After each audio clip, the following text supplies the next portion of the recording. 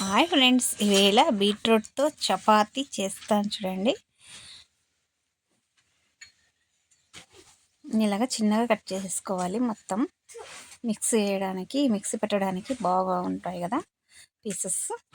Mixie పట్టేద్దామండి. కాస్తంత water వేసి mixie పట్టేస్తే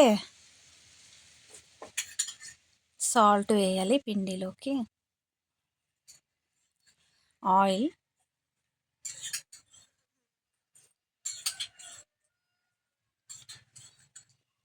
చూడండి ఇలాగా మొత్తం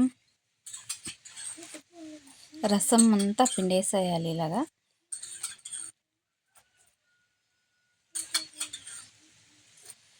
వేసి మొత్తం మిక్స్ చేసేస్తామండి.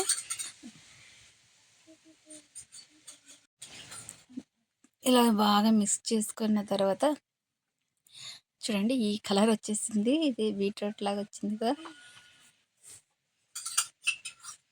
పిండి పక్కన పెట్టేసాం.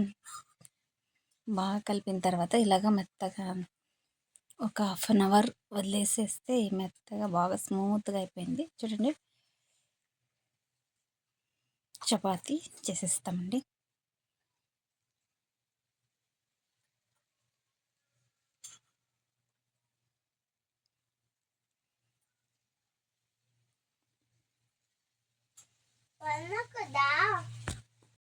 చపాతీలోకి క్యాబేజ్ కర్రీ చేసేయడానికి రెడీ చేసేస్తాను. చపాతీ వేయించుకుందామండి. మొత్తం ఇలాగ చపాతీలు చేసేసుకొని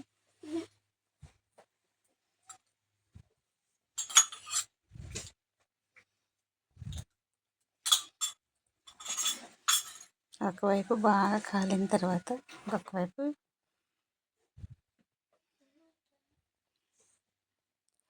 రెడ్గా ఉండడం వల్ల ఆడాడ బబుల్స్ వచ్చాయి. చూడండి ఇలా ఉన్నాయి. చూడండి ఇలా ఉండాలి. రెండు సైడ్ ఇలా వచ్చేసింది చూడండి. సూపర్ టేస్ట్ ఉంటుంది క్యాబేజీ కర్రీ.